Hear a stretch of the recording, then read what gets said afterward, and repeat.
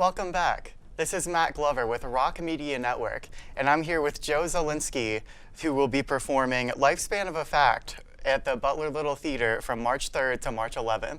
How are you today? I'm doing great. How are yourself? I'm good, thank you. Thanks for having me. Thank you. So can you walk through what the play is going to be about? Sure. So in 2003, Harper's Magazine commissioned the author John DeGotta to write a story about Las Vegas and how it has the highest suicide rate of any city in the United States. And the story itself centers around Levi Presley, a 16-year-old who jumped from the Stratosphere Hotel and Casino. And then from there, it kind of goes into the exploration of what might have motivated this high suicide rate in Las Vegas and other things. But the primary concern is Levi. And the essay takes some liberties with certain facts, kind of makes some events that occurred during that same summer occur on that same day. And it's really about the truth in storytelling and where people should be allowed to take artistic license and where they shouldn't, and kind of like the back and forth between fact and truth. So how do you as an actor prepare yourself to play a theme like suicide? I definitely researched a lot of the source material. I read the book. I've read John's other collections that he's published. I followed Jim's fact-checking and researched a lot of the stuff that was discussed in the essay. Just read as much as I could, watched stuff, talked to people who've experienced similar things, and tried to deal with it in the most considerate manner possible. Just trying to get in that headspace and understand certain things a little bit better and trying to portray them as considerately as possible. Okay. Have you talked with any of the other actors about their methods as well? Definitely getting to see how Stefan and Laura, my co-stars, definitely getting to see how they prepare for the roles, whether it's they get into the physical gestures or is coming from, there's different acting techniques that some people swear by. Sometimes people just play pretend. Some people get into it very seriously, but Laura has a background in dance, so a lot of her motivation is like physical, whereas Stefan has a more theatrical background in the sense that he's directed as well as acted. So getting to see those different approaches and meld them into my own has been an interesting experiment. It sounds like you guys bring a good mix to the play. Absolutely, yes. Awesome. What should viewers know about this play before going into it?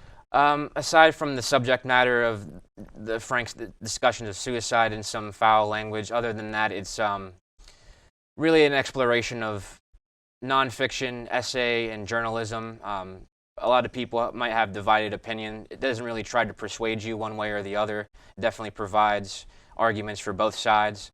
People will draw their own conclusions, but really it's to prompt people to have a discussion, either if they go out afterwards or on the drive home, to really see where they stand with how they feel a story should be told, and if the truth should get in the way of a story, or if a story should be beholden to certain things. It's definitely an intellectually stimulating thing. So you should be prepared to laugh. There's some humor throughout, despite how heavy the subject matter gets.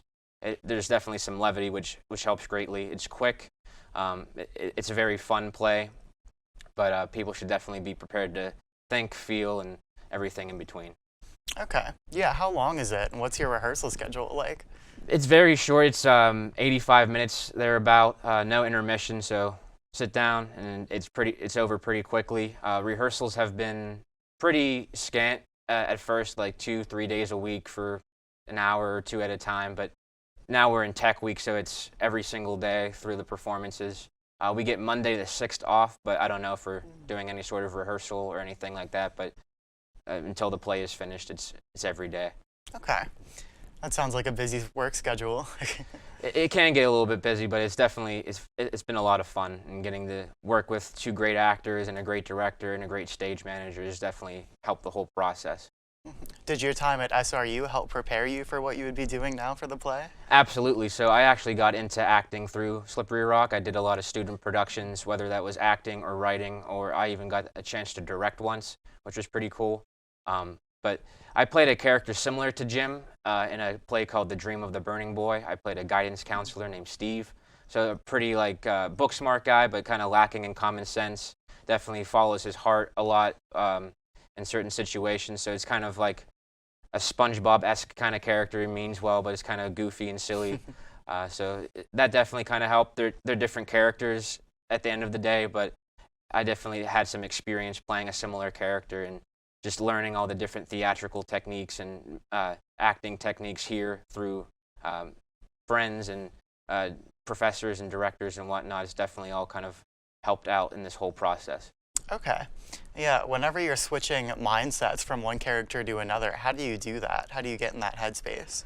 Luckily, I've only had to play one character per show, and there's been like at least a month or so in between, so I've been able to reset to my normal self, and then by the time the next play came around, I've been able to figure out how to get into that headspace. Definitely reading the source material, kind of understanding someone who actually exists, so finding media of them in interviews, whether that's on YouTube or podcasts, kind of getting an understanding for their inflections and cadence and how they hold themselves.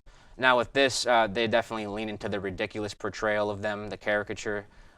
So I can take some liberty with how they actually are and kind of put my own spin on it. But just over time, you kind of become more comfortable with the character. Like as of late, we're seeing even if something gets messed up slightly, still being in that world and still feeling like it's true, we're able to still have everything go along, not lose steam, have everything seem like how it should be going, and actually bringing the world to life and making it a real place, even if though it's just on stage.